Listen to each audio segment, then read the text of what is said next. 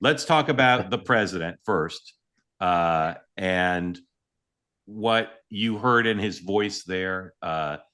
He loves big set pieces. So, I mean, part of him's excited to be the center of world attention, to be sure. But this is high stakes. So, listening to him, based on what you know, how would you describe? You think he's excited, nervous, expectant? How would you describe him?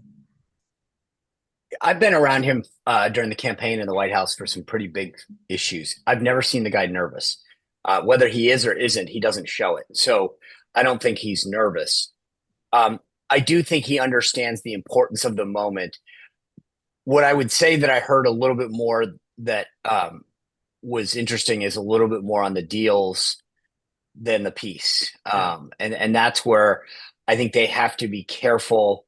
I get it. And I've heard some people talk about the sequencing, which is the president should say, I love this discussion.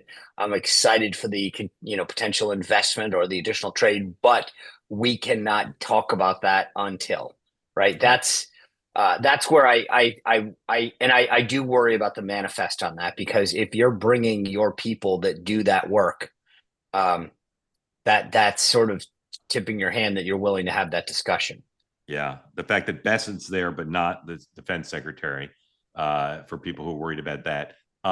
Dan, just first on Hillary, she was being sarcastic there, right? Yeah, slightly. Yep, I Yeah, love okay. her. Yep, Okay, it's awesome. Lightly. Yeah. She was basically like, look, this is the woman who handed a reset button over and is now saying, if you can do all of these things, no land exchanges, then I'll support. I mean, come on. Yeah. It was like, if you could help the sun come up in the morning.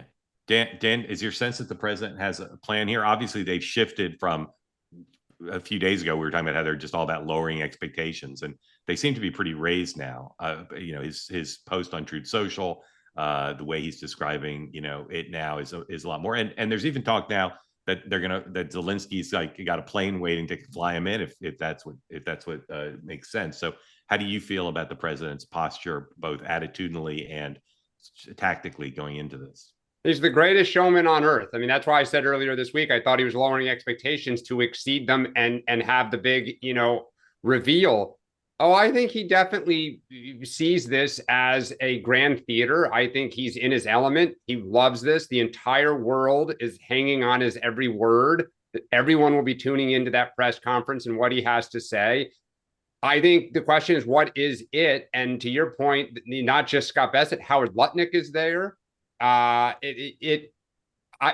thought is that Putin is going to try to flatter him, talk about the Trump economy, how wonderful and does he keep, as Sean said, does he have the discipline to say, not now, we're not going there until I get what I want, which is a conversation about peace. Putin is such a good strategic thinker, and he understands flattery as well as anybody. Yeah. So I will say this, all of these people that are traveling with him, and especially Rubio, who's dual-hatted right now, I think understand that, right? And they've told him, JD has obviously done a lot of spade work going into this week. I just got to believe that's Trump gets just as much world accolades by coming out and saying he didn't agree to this until then, and I told him this. I think he knows that. He understands what the world's going to, how they're going to view this meeting. Yeah. So in theory, I don't, based on what I've been told and what I've read, I don't know what's going to happen on the front end. I don't know what the photo op's going to look like. Like, is there a handshake? Is there a photo op in the room? Are they going to take questions on the front end? I think that's all possible. Then they're supposed to have a private meeting. Then there's supposed to be a lunch with the delegations. And then in theory, a 2-person press conference if the president says the meeting goes well. If the meeting doesn't go well, I think we'll see a one-on-one.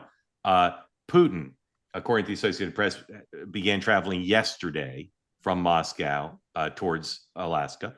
And I've read nothing, and I've asked people and I've gotten no reply about the president's prep from the intelligence community. Because normally when a president goes to meet with somebody like this, the intelligence community prepares a briefing that says, here's what to look for. Here are the things that have happened in the past. Sean, do you think this president got such a briefing? Or he's like, I don't need that. I get the guy. Oh, no. I mean, how it manifested itself, whether it was on the plane or, sitting around the Oval, there's no question there was not prep.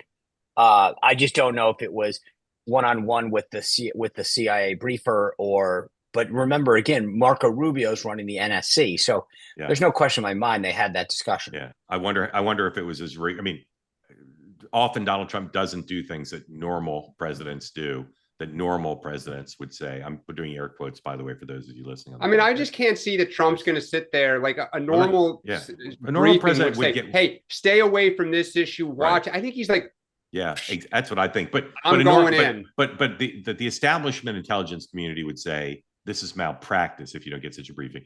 Want more great clips like that? I've got an idea. Hit the subscribe button, be part of the Two-Way community, never miss a clip, and you can always watch our full episodes, join them live, go to twoway.tv.